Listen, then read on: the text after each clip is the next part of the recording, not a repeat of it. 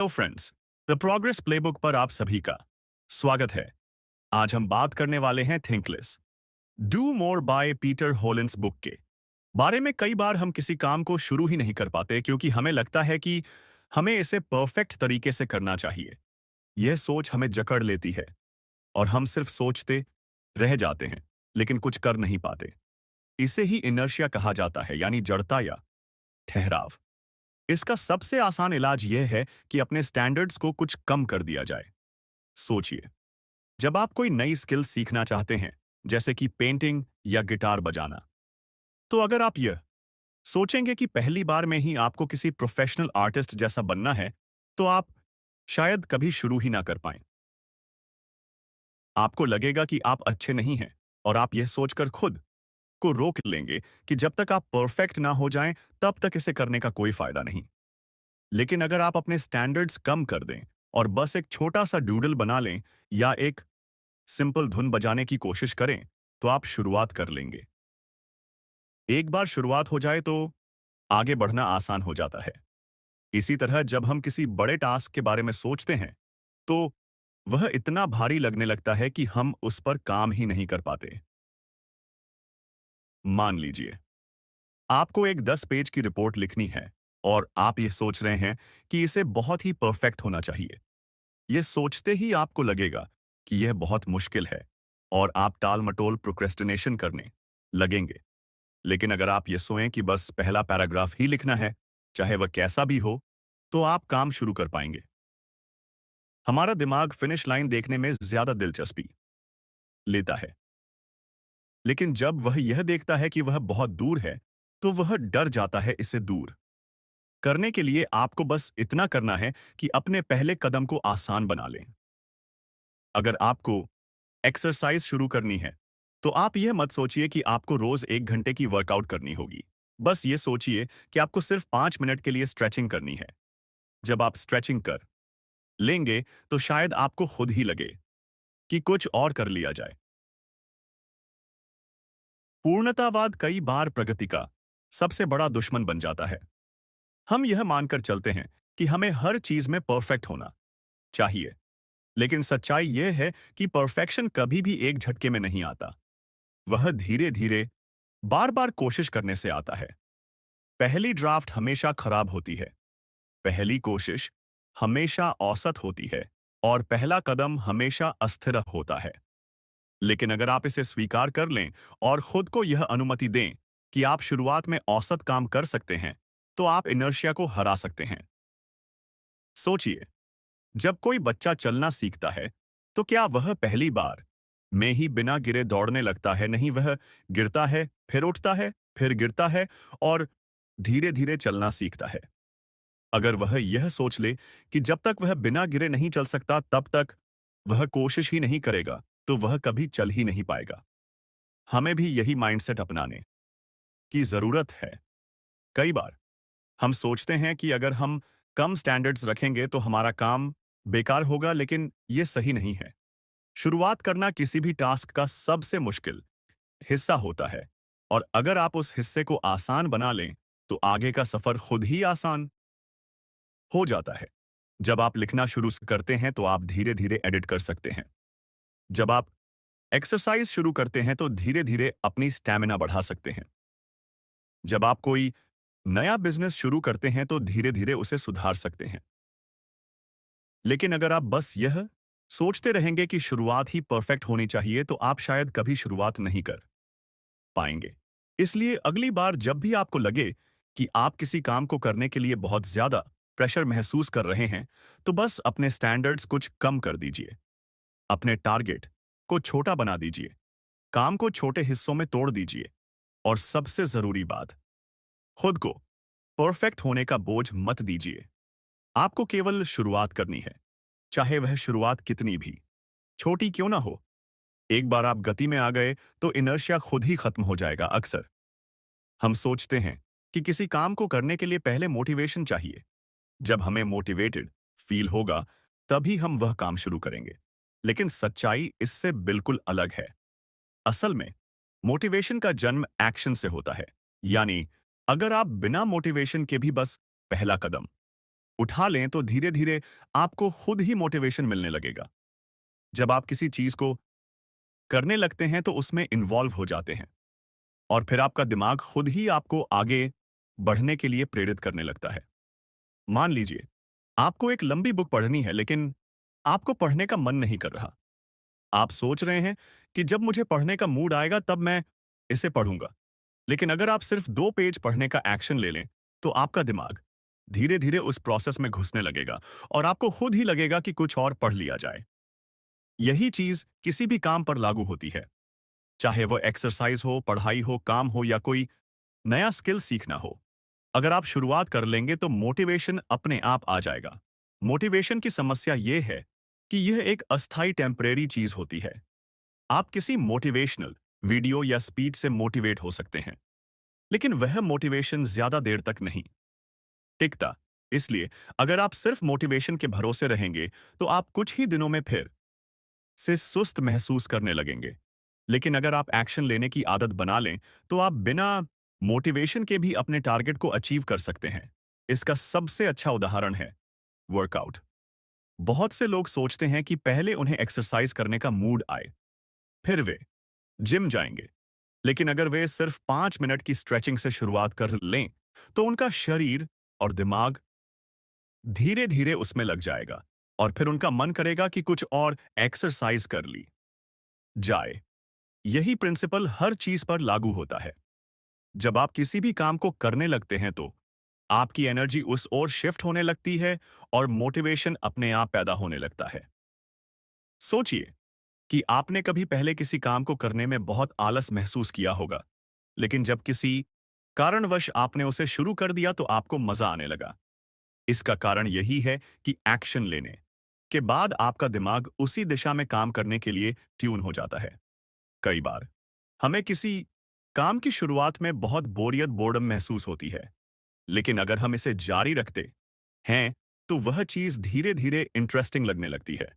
यह psychological fact है कि जब हम किसी एक्टिविटी में इन्वॉल्व हो जाते हैं तो हमारा माइंड उसे कंप्लीट करने की दिशा में काम करने लगता है।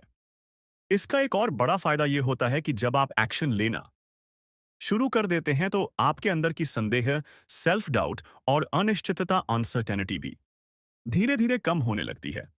जब आप सिर्फ सोचते रहते हैं कि कोई काम मुश्किल है तो वह आपको और भी कठिन लगता है। लेकिन जब आप उसे करना शुरू कर देते हैं तो आपको महसूस होता है कि वह उतना मुश्किल नहीं था जितना आपने सोचा था। एक और इंटरेस्टिंग बात यह है कि एक्शन लेना आपकी सेल्फ इमेज को भी बदल सकता है। अगर आप सोचते हैं कि आप आलसी लेजी इंसान हैं तो आप वैसे ही बिहेव करेंगे। लेकिन अगर आप सिर्फ 5 मिनट का एक्शन लें तो आप अपने बारे में नई स्टोरी क्रिएट कर सकते हैं। मैं एक ऐसा इंसान हूं जो बिना मोटिवेशन के भी काम कर सकता है। यह सोचते ही आप और ज्यादा करने के लिए तैयार हो जाते हैं। मोटिवेशन के लिए एक्शन जरूरी क्यों है, इसे समझने के लिए इसे साइकिल की तरह देख सकते हैं। जब आप कोई एक्शन लेते हैं तो आपको छोटा सा रिजल्ट मिलता है। यह रिजल्ट आपकी आत्मविश्वास कॉन्फिडेंस को बढ़ाता है और फिर आपको और ज्यादा करने की प्रेरणा मिलती है। धीरे धीरे यह मोटिवेशन बढ़ता जाता है और आप अपनी लाइफ में बड़े बदलाव ला सकते हैं। इसे और आसान भाषा में कहें तो अगर आप किसी काम को करने का मन नहीं होने के बावजूद उसे शुरू कर देंगे तो कुछ ही देर में आपको खुद ही उसमें इंटरेस्ट आने लगेगा। और जब आप बार बार ऐसा करने लगेंगे तो आपको मोटिवेशन का इंतजार करने की जरूरत ही नहीं पड़ेगी।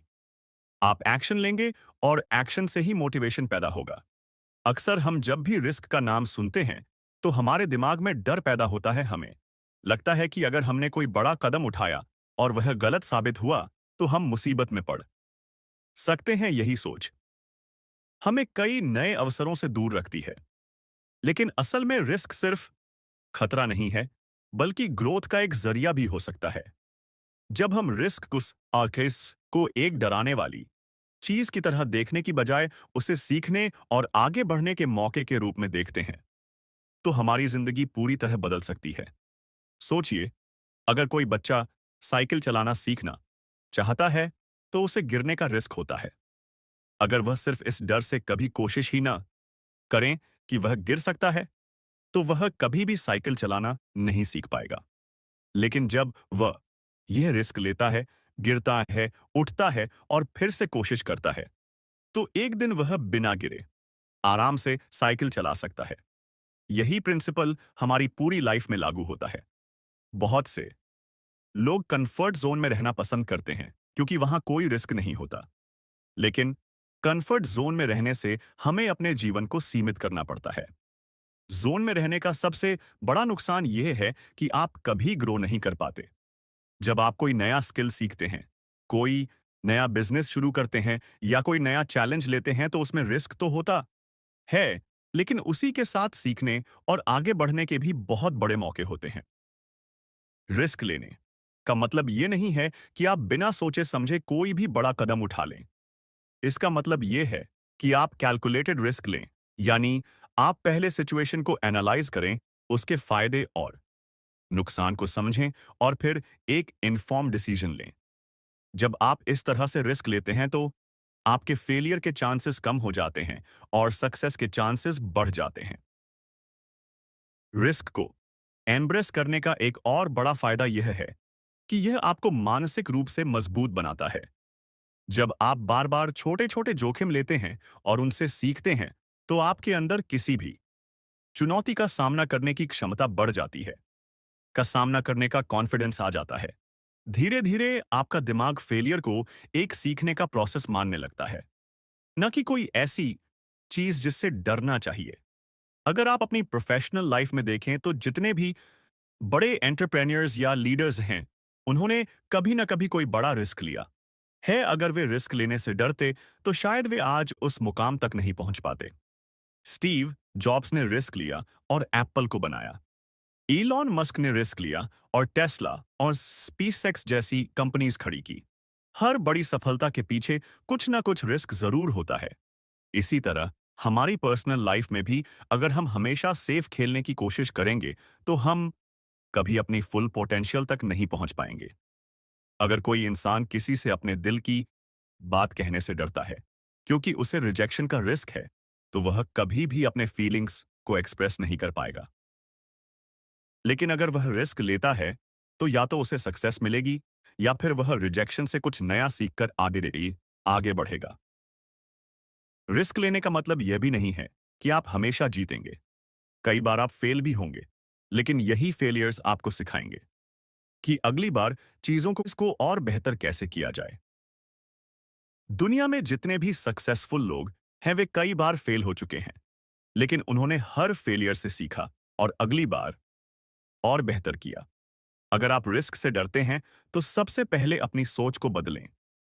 इसे एक थ्रेट की तरह ना देखें, बल्कि इसे एक अपॉर्चुनिटी मानें।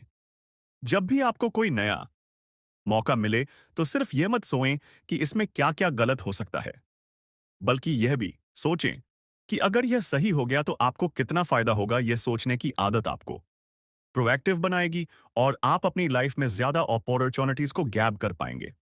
रिस्क लेने का एक और फायदा यह है कि यह आपकी क्रिएटिविटी और प्रॉब्लम सॉल्विंग स्किल्स को इंप्रूव करता है। जब आप किसी नए चैलेंज को एक्सेप्ट करते हैं, तो आपको अपने कंफर्ट जोन से बाहर निकलना होता है और नए सॉल्यूशंस ढूंढने पड़ते हैं। इससे आपकी सोचने की क्षमता बढ़ती है और आप और भी ज्यादा कॉन्फिडेंट महसूस करने लगते हैं। इसीलिए अगली बार जब भी आपके सामने कोई ऐसा मौका आए जिसमें रिस्क हो, तो सिर्फ डर की वजह से उसे रिजेक्ट मत करें। सोच समझकर एनालाइज करें और अगर आपको लगे कि यह रिस्क वर्थ टेकिंग है, तो इसे जरूर लें। हो सकता है कि यह आपका सबसे अच्छा डिसीजन साबित हो और आपकी लाइफ पूरी तरह बदल जाए। अक्सर जब हम अपने दिन को प्लान करते हैं, तो हम एक टू डू लिस्ट बनाते हैं। इसमें हम वे सारे काम लिखते हैं जो हमें पूरे करने होते हैं। लेकिन कई बार हम देखते हैं कि हमारा दिन खत्म हो जाता है और हमारी लिस्ट के बहुत सारे टास्क अधूरे रह जाते हैं। इसका एक बड़ा कारण यह है कि हम उन चीजों पर ध्यान नहीं देते जो हमारा ध्यान भटकाती हैं, जो हमें फोकस्ड नहीं रहने देती। इसी वजह से हमें सिर्फ टू डू लिस्ट नहीं बल्कि एक डोंट डू लिस्ट भी बनानी चाहिए। यह एक ऐसी लिस्ट होती है जिसमें वे सारी चीजें होती हैं जो हमें अवॉइड करनी चाहिए ताकि हमारा ध्यान सही जगह पर रहे और हम प्रोडक्टिव रह सकें। सोचिए, अगर आप सुबह उठते ही फोन पर सोशल मीडिया स्क्रॉल करने लगते हैं, तो आपका बहुत सारा समय बेकार चला जाता है। आज सोचते हैं कि बस 5 मिनट देखेंगे, लेकिन जब दोबारा घड़ी देखते हैं, तो 30 से 40 मिनट निकल चुके होते हैं। इसी तरह अगर आप दिन भर में बार बार ईमेल चेक करते रहते हैं या हर छोटी चीज पर तुरंत रिएक्ट करने लगते हैं, तो आपकी एनर्जी गलत जगह खर्च होती है। डोंट OCCDC डू लिस्ट इसी तरह की चीजों को आइडेंटिफाई करने में मदद करती है, ताकि आप उन आदतों से बच सकें जो आपके समय और प्रोडक्टिविटी को बर्बाद करती हैं। इस लिस्ट को बनाने के लिए सबसे पहले आपको यह देखना होगा कि दिन भर में कौन कौन सी एक्टिविटीज आपका ध्यान भटकाती हैं। क्या आप हर छोटी ब्रेक में अपना फोन चेक करते हैं? क्या आप अनावश्यक बैठकों में बहुत ज्यादा समय बर्बाद करते हैं? क्या आप बिना किसी प्लान के सोशल मीडिया पर बहुत ज्यादा वक्त बिताते हैं? इन सब चीजों को नोट करें और इन्हें अपनी डोंट डू लिस्ट में डाल दें। आपको यह साफ साफ समझ में आ जाएगा कि आपको किन चीजों से बचना है। डोंट डू लिस्ट का सबसे बड़ा फायदा यह है कि यह आपको डिसिप्लिन सिखाती है। जब आपके पास यह स्पष्ट होता है कि आपको क्या नहीं करना है, तो आप मास से अपने इंपॉर्टेंट कामों पर ज्यादा ध्यान दे सकते हैं। मान लीजिए कि आपकी लिस्ट में लिखा है कि मैं सुबह 10 बजे से पहले सोशल मीडिया इस्तेमाल नहीं करूंगा। तो जब भी आपका मन करेगा कि फोन उठाकर इंस्टाग्राम या ट्विटर देख लें, आपकी लिस्ट आपको याद दिलाएगी कि यह आपकी प्रायोरिटी में नहीं है। धीरे धीरे यह एक हैबिट बन जाएगी और आपकी प्रोडक्टिविटी बढ़ने लगेगी। बहुत से लोग सोचते हैं कि बस ज्यादा मेहनत करने से सफलता मिलती है, लेकिन असल में स्मार्ट तरीके से काम करना ज्यादा जरूरी है। अगर आप सिर्फ व्यस्त बिजी रहने की बजाय अपने समय का सही इस्तेमाल करें, तो आप कम समय में ज्यादा कर सकते हैं।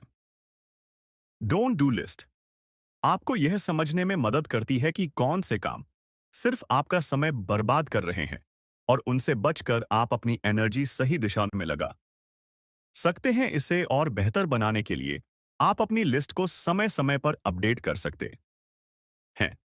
हो सकता है कि शुरू में आपको लगे कि सिर्फ सोशल मीडिया आपका ध्यान भटकाता है, लेकिन कुछ हफ्तों बाद आपको महसूस हो कि बार बार अनावश्यक मीटिंग्स भी आपका बहुत समय ले रही हैं। ऐसे में आपको अपनी डोंट डू लिस्ट में यह भी जोड़ना होगा कि मैं बेकार की मीटिंग्स में शामिल नहीं होऊंगा। इसी तरह आप अपने अनुभव के आधार पर अपनी लिस्ट को रिफाइन करते रहें। एक और महत्वपूर्ण चीज यह है कि डोंट डू लिस्ट केवल डिस्ट्रैक्शन से बचने के लिए नहीं होती, बल्कि यह आपको इमोशनल और मेंटल क्लैरिटी भी देती है। कई बार हम ऐसे डिसीजंस लेते हैं जो हमारे लिए सही नहीं होते, सासों से सिर्फ इसलिए क्योंकि हमें आदत होती है कि हम ना नहीं कह पाते। अगर आपकी लिस्ट में यह लिखा हो कि मैं ऐसे कामों के लिए हाँ नहीं कहूंगा जो मेरे गोल्स से मेल नहीं खाते, तो यह आपको अननेसेसरी कमिटमेंट से बचाने में मदद कर सकता है। अगर आप किसी एंटरप्रेन्योर राइटर या किसी भी क्रिएटिव फील्ड में हैं, तो यह लिस्ट और भी ज्यादा महत्वपूर्ण हो जाती है, क्योंकि आपके लिए सबसे जरूरी चीज है डीप वर्क, यानी वह समय जब आप पूरी तरह से फोकस होकर अपना सबसे अच्छा काम कर सकें। लेकिन अगर आपका ध्यान बार छोटे छोटे डिस्ट्रैक्शन से भटकता रहेगा, तो आप कभी भी अपनी फुल पोटेंशियल तक नहीं पहुंच पाएंगे। डोंट डू लिस्ट आपको यह क्लैरिटी देती है कि कौन से काम आपको अवॉइड करने हैं, ताकि आप अपने सबसे जरूरी टास्क पर पूरा ध्यान लगा सकें। यह लिस्ट केवल प्रोफेशनल लाइफ के लिए नहीं, बल्कि पर्सनल लाइफ में भी बहुत काम आ सकती है। मान लीजिए कि आप अपनी हेल्थ को सुधारना चाहते हैं। अगर आपकी डोंट डू लिस्ट में यह लिखा हो कि मैं रात 11 बजे के बाद जंक फूड नहीं खाऊंगा, तो यह आपको सही चॉइसेस बनाने में मदद करेगा। अगर आप अपनी मेंटल हेल्थ पर ध्यान देना चाहते हैं, तो आप लिस्ट में यह जोड़ सकते हैं कि मैं ऐसे लोगों के साथ समय नहीं बिताऊंगा जो मेरी एनर्जी ड्रेन करते हैं। अंत में यह समझना जरूरी है कि जितना जरूरी क्या करना है, यह तय करना है, उतना ही जरूरी यह तय करना भी है कि क्या नहीं करना है। हम सभी के पास 24 घंटे ही होते हैं। और अगर हम सही जगह अपनी एनर्जी लगाना सीख लें, तो हम अपनी लाइफ में बड़ा बदलाव ला सकते हैं। एक छोटी सी डोंट डू लिस्ट बनाना एक आसान लेकिन पावरफुल तरीका है अपने दिन को बेहतर और ज्यादा प्रोडक्टिव बनाने का। अगर आप इसे ईमानदारी से फॉलो करते हैं, तो आप देखेंगे कि कैसे आपकी एफिशिएंसी, फोकस और ओवरऑल हैप्पीनेस बढ़ने लगती है। हमारी जिंदगी में हर दिन कई सारे काम होते हैं। कुछ जरूरी होते हैं तो कुछ कम जरूरी। लेकिन अक्सर ऐसा होता है कि हम उन कामों में उलझे रहते हैं जो उतने महत्वपूर्ण नहीं होते, और जो असल में हमारे लिए सबसे ज्यादा मायने रखते हैं, वे काम पीछे छूट जाते हैं। इसका कारण यह है कि हम अपनी प्राथमिकताओं, प्रायोरिटीज को सही तरीके से सेट नहीं कर पाते। यहीं पर बर्नर लिस्ट की जरूरत पड़ती है। यह एक ऐसा तरीका है जिससे आप अपने सबसे महत्वपूर्ण और कम महत्वपूर्ण कामों को अलग-अलग रख सकते हैं, ताकि आपकी एनर्जी और अटेंशन सही दिशा में लगे। बर्नर लिस्ट का आइडिया यह है कि आप अपने टास्क को दो हिस्सों में बांटें, फ्रंट बर्नर और बैक बर्नर। फ्रंट बर्नर में वे चीजें आती हैं जो आपकी सबसे बड़ी प्राथमिकता है, जिन पर आपको सबसे ज्यादा ध्यान देना चाहिए। यह वे टास्क होते हैं जो पाए आपके बड़े गोल्स को हासिल करने में मदद करते हैं। दूसरी तरफ बैक बर्नर में वे चीजें आती हैं जो जरूरी तो हैं, लेकिन फिलहाल उन पर ज्यादा ध्यान देने की जरूरत नहीं है। यह वह काम हो सकते हैं जो आप बाद में कर सकते हैं, या जो उतने क्रिटिकल नहीं है। सोचिए कि आप एक शेफ हैं और किचन में कई चीजें एक साथ बना रहे हैं। एक स्टोव पर कुछ पक रहा है जिसे लगातार चलाते रहना है ताकि वह ठीक से बने। यही आपका फ्रंट बर्नर है। वहीं कुछ चीजें धीमी आंच पर रखी हुई हैं, जिन्हें समय आने पर देखा जा सकता है। यही आपका बैक बर्नर है। ठीक इसी तरह, जब हम अपनी लाइफ को इस तरीके से ऑर्गेनाइज करते हैं, तो हम अपनी एनर्जी को सही जगह फोकस कर सकते हैं। अगर आप किसी बड़े प्रोजेक्ट पर काम कर रहे हैं, तो वह आपका फ्रंट बर्नर टास्क होगा। लेकिन अगर आप साथ ही साथ कोई नई स्किल सीखना चाहते हैं या किसी नए आइडिया पर काम करना चाहते हैं, तो वह बैक बर्नर पर जा सकता है। इसका मतलब यह नहीं है कि बैक बर्नर के टास्क बेकार हैं, बल्कि इसका मतलब सिर्फ इतना है कि उन्हें अभी उतनी प्रायोरिटी नहीं मिलनी चाहिए। इससे आपका ध्यान भटकता नहीं है और आप सबसे जरूरी चीजों पर फोकस कर पाते हैं। बर्नर लिस्ट को अपनाने का सबसे बड़ा फायदा यह है कि यह डिसीजन मेकिंग को आसान बना देती है। जब भी कोई नया टास्क सामने आता है, तो आप तुरंत तय कर सकते हैं कि वह किस बर्नर पर जाना चाहिए। इससे आपका दिमाग क्लटर फ्री रहता है और आप जरूरी चीजों को मिस नहीं करते। इसका दूसरा फायदा यह है कि यह आपको मल्टीटास्किंग से बचाता है। अक्सर लोग एक साथ कई काम करने की कोशिश करते हैं, और नतीजा यह होता है कि वे किसी भी काम को अच्छे से पूरा नहीं कर पाते। लेकिन जब आप जानते हैं कि कौन सा काम फ्रंट बर्नर पर है, तो आप पूरी तरह उसी पर ध्यान लगा सकते हैं और बाकी चीजों को बाद में संभाल सकते हैं। बर्नर लिस्ट को और ज्यादा इफेक्टिव बनाने के लिए आप इसे हर हफ्ते या महीने में रिव्यू कर सकते हैं, क्योंकि प्रायोरिटीज समय के साथ बदलती हैं। जो काम आज बैक बर्नर पर है, हो सकता है कि कुछ हफ्तों बाद उसे फ्रंट बर्नर पर लाने की जरूरत पड़े। इसलिए इसे समय समय पर अपडेट करना जरूरी है। यह सिस्टम न केवल आपकी प्रोडक्टिविटी बढ़ाता है, बल्कि आपको मेंटल क्लैरिटी भी देता है। जब आपका दिमाग बार बार यह सोचने में उलझा नहीं रहता कि अभी क्या करना चाहिए। असिस्टेंट असिस्टेंट चाहते हैं तो आप इसे अपनी डेली लाइफ में छोटे छोटे डिसीजंस के लिए भी यूज कर सकते हैं। जैसे कि अगर आप फिटनेस पर ध्यान देना चाहते हैं, तो उसे फ्रंट बर्नर पर रखें। वहीं अगर आप किसी नई किताब को पढ़ना चाहते हैं, लेकिन अभी वक्त नहीं मिल रहा, तो उसे बैक बर्नर पर रख सकते हैं। प्रोफेशनल लाइफ में भी यह तरीका बहुत काम आता है। मान लीजिए आप एक एंटरप्रेन्योर हैं और आपके पास कई आइडियाज हैं, लेकिन सब पर एक साथ काम करना संभव नहीं है। तब आप बर्नर लिस्ट बनाकर यह तय कर सकते हैं कि कौन सा आइडिया सबसे जरूरी है और किसे बाद में एक्सप्लोर किया जा सकता है। बर्नर लिस्ट का असली जादू इस बात में है कि यह आपको डिसिप्लिन सिखाती है। यह आपको यह समझने में मदद करती है कि हर टास्क एक जैसा जरूरी नहीं होता। और अगर आप हर चीज पर एक साथ ध्यान देंगे तो कुछ भी अच्छे से पूरा नहीं हो पाएगा। जब आप यह समझ जाते हैं कि किन चीजों को प्राथमिकता देनी है और किन्हें फिलहाल साइड में रखना है, तो आपकी प्रोडक्टिविटी और सक्सेस दोनों बढ़ने लगती हैं। इसलिए अगर आप अपने दिन को बेहतर तरीके से मैनेज करना चाहते हैं और सही चीजों पर अपनी एनर्जी लगाना चाहते हैं, तो बर्नर लिस्ट को अपनी लाइफ में शामिल करें। यह एक आसान लेकिन पावरफुल तरीका है जो आपको क्लैरिटी देगा और आपके सबसे जरूरी गोल्स को पूरा करने में मदद करेगा। हमारी जिंदगी में हर दिन बहुत सारे डिसीजंस लेने पड़ते हैं, कुछ छोटे कुछ बड़े। कई बार हम बहुत छोटे छोटे डिसीजंस पर भी इतना ज्यादा सोचने लगते हैं कि हमारा दिमाग थक जाता है और बड़े डिसीजंस लेने की एनर्जी ही नहीं बचती। इससे ओवर एनालिसिस कहा जाता है और यह हमारी प्रोडक्टिविटी और कॉन्फिडेंस दोनों को कम कर देता है। इसका सबसे अच्छा समाधान है सुपर स्ट्रक्चर डिसीजन मॉडल अपनाना। यह एक स्ट्रक्चर्ड तरीका है जिससे आप जल्दी और सही डिसीजंस ले सकते हैं, बिना जरूरत से ज्यादा सोच विचार में फंसे। सोचिए कि अगर हर बार आपको यह सोचना पड़े कि आपको सुबह क्या पहनना है, क्या नाश्ता करना है या किस ईमेल का जवाब पहले देना है, तो आपका दिमाग इन छोटे छोटे डिसीजंस में ही उलझ जाएगा।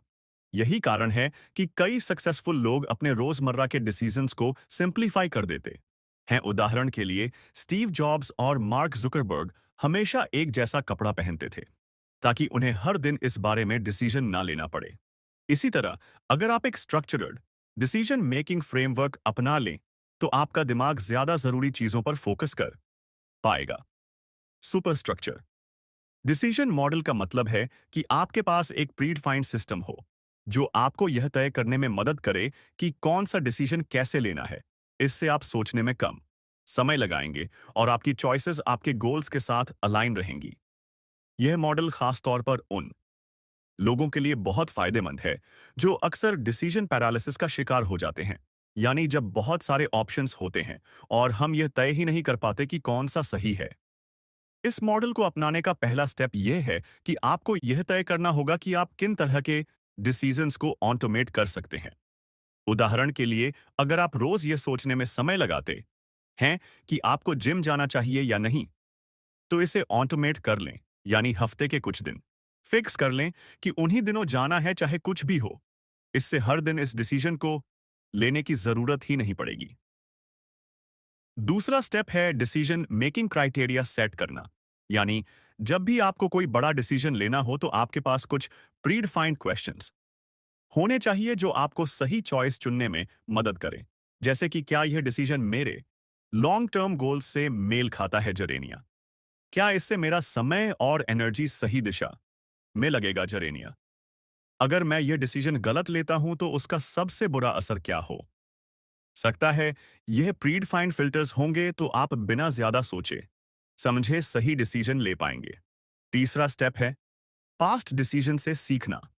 अगर आपने पहले कोई गलत डिसीजन लिया था तो उस पर एनालाइज करें कि गलती कहां हुई थी और अगली बार उस गलती को अवॉइड करने के लिए क्या किया जा सकता है। इससे आपकी डिसीजन मेकिंग एबिलिटी बेहतर होगी और आप फ्यूचर में ज्यादा कॉन्फिडेंट चॉइसेस ले पाएंगे। यह मॉडल न केवल आपकी स्पीड को बढ़ाता है बल्कि आपकी मेंटल क्लैरिटी भी बढ़ाता है। जब आप बार बार सोचने की बजाय एक स्ट्रक्चर्ड प्रोसेस के हिसाब से डिसीजंस लेने लगते हैं तो आपका दिमाग ज्यादा रिलैक्स रहता है और स्ट्रेस भी कम होता है। सुपर स्ट्रक्चर्ड डिसीजन मॉडल आपको डिस्ट्रैक्शन से भी बचाता है। जब आपके पास एक सिस्टम होता है तो आप हर छोटी चीज पर ज्यादा ध्यान नहीं देते और केवल उन्हीं चीजों पर फोकस करते हैं जो आपके लिए सबसे ज्यादा मायने रखती हैं। इससे आप ज्यादा प्रोडक्टिव और एफिशिएंट बन जाते हैं।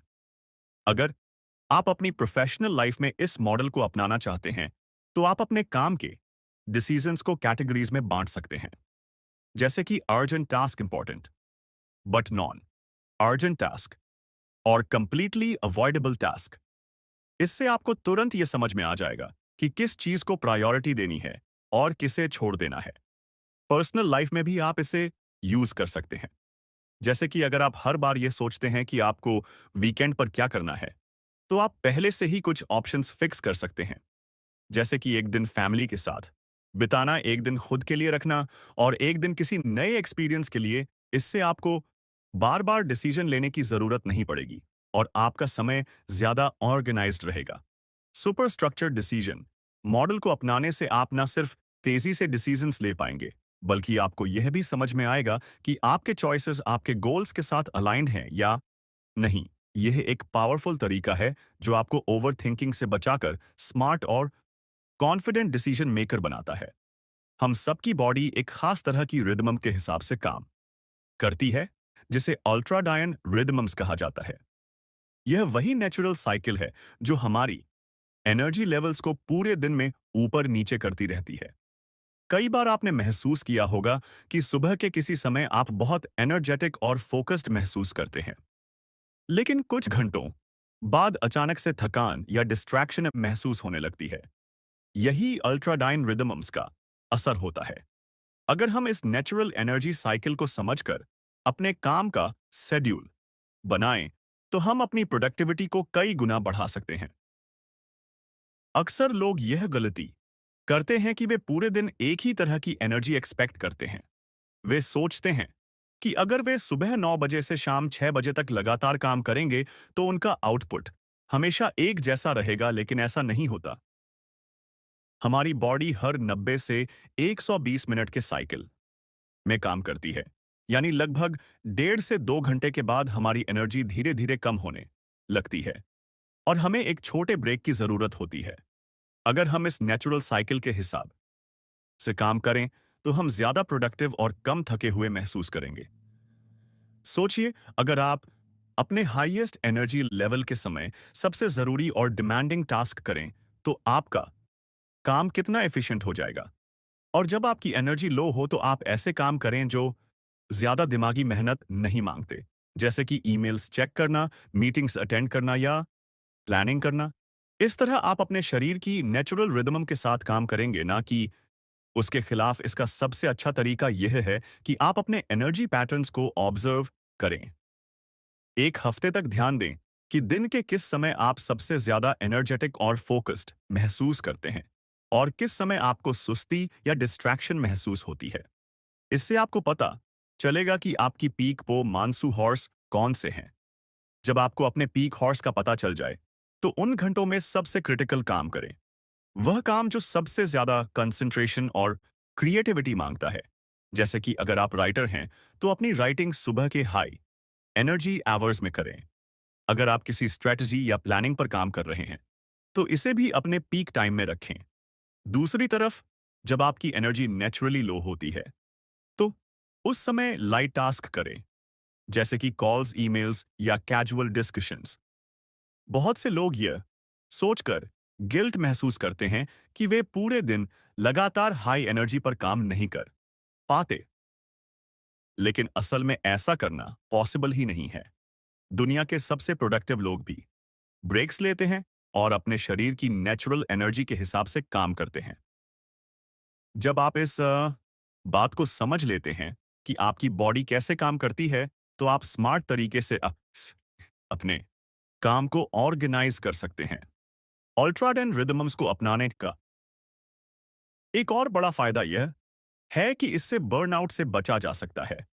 जब हम बिना रुके लगातार काम करते हैं, तो हमारी एनर्जी पूरी तरह खत्म हो जाती है और हम जल्दी थक जाते हैं। लेकिन अगर हम अपने एनर्जी साइकिल्स को ध्यान में रखकर सही समय पर ब्रेक लेते हैं, तो हमारी एफिशिएंसी बनी रहती है और हम लंबे समय तक हाई परफॉर्मेंस पर काम कर सकते हैं। अगर आप इस सुई अप्रोच को अपनी लाइफ में अप्लाई करना चाहते हैं, तो सबसे पहले अपने डेली स्केड्यूल को कुछ फ्लेक्सिबल बनाइए। जरूरी नहीं कि आप हर समय एक जैसा परफॉर्म करें। आपको बस ये समझना है कि कौन से घंटे आपके सबसे प्रोडक्टिव होते हैं और कौन से घंटे आपको रिलैक्स करने के लिए चाहिए चाहिए उदाहरण में उदाहरण के लिए, अगर आपको सुबह 10 से 12 बजे के बीच सबसे ज्यादा एनर्जी महसूस होती है, तो उस समय सबसे इंपॉर्टेंट और चैलेंजिंग काम करें। फिर 12 बजे से 12 बजकर 30 मिनट तक एक छोटा ब्रेक लें, वॉक करें, पानी पिएं या कुछ देर आराम करें। इसके बाद दोबारा काम पर लौटें। लेकिन अब लाइट टास्क्स को प्रायोरिटी दें। ये छोटी छोटी चीजें आपकी प्रोडक्टिविटी में बहुत बड़ा बदलाव ला सकती हैं। यह सिर्फ टाइम मैनेजमेंट नहीं बल्कि एनर्जी मैनेजमेंट का तरीका है। जब आप अपने अल्ट्राडियन रिदमम्स के हिसाब से काम करना शुरू करेंगे, तो आप पाएंगे कि आप पहले से कम एफर्ट में ज्यादा काम कर पा रहे हैं और आपका दिमाग ज्यादा फ्रेश और फोकस्ड महसूस कर रहा है। हमारी बॉडी एक नेचुरल रिदमम के हिसाब से काम करती है, जिसे अल्ट्राडियन रिदमम्स कहते हैं। यह हमारे एनर्जी लेवल्स को पूरे दिन कंट्रोल करता है। कभी आपने नोटिस किया होगा कि एक समय पर आप सुपर फोकस्ड होते हैं, लेकिन कुछ घंटों बाद आपको थकान या डिस्ट्रैक्शन महसूस होने लगती है। यह इसी रिदमम का असर है। अगर हम इसे समझकर अपने काम का सही स्केड्यूल बनाएं तो हम ज्यादा प्रोडक्टिव बन सकते हैं। अक्सर लोग यह सोचते हैं कि पूरे दिन एक जैसी एनर्जी बनी रहेगी, लेकिन ऐसा नहीं होता। हमारी बॉडी हर 90 से 200 मिनट के एक साइकिल में काम करती है, यानी 1.5-2 घंटे बाद हमारी एनर्जी नेचुरली कम होने लगती है और हमें ब्रेक की जरूरत होती है। अगर हम इस नेचुरल साइकिल के हिसाब से काम करें, तो हम कम एफर्ट में ज्यादा काम कर सकते हैं। इसका सबसे अच्छा तरीका है कि आप अपने एनर्जी पैटर्न्स को ऑब्जर्व करें। दिन के कौन से घंटे आपकी पीक परफॉर्मेंस के हैं और कब आपको थकान महसूस होती है, यह समझें। फिर अपने हाई एनर्जी टाइम में सबसे जरूरी काम करें। वह बाउसिए जो सबसे ज्यादा फोकस और क्रिएटिविटी मांगता है। जब एनर्जी लो हो तो ईमेल्स, मीटिंग्स, कैजुअल टास्क्स को उस समय करें। बहुत से लोग गिल्ट महसूस करते हैं कि वे पूरे दिन हाई परफॉर्मेंस पर काम नहीं कर पाते। लेकिन स्मार्ट वर्क यही है कि आप अपने बॉडी रिदम के साथ काम करें, ना कि उसके खिलाफ। दुनिया के सबसे प्रोडक्टिव लोग भी ब्रेक्स लेते हैं और सही समय पर सही काम करते हैं। इसका एक बड़ा फायदा यह भी है कि आप बर्नआउट से बचते हैं।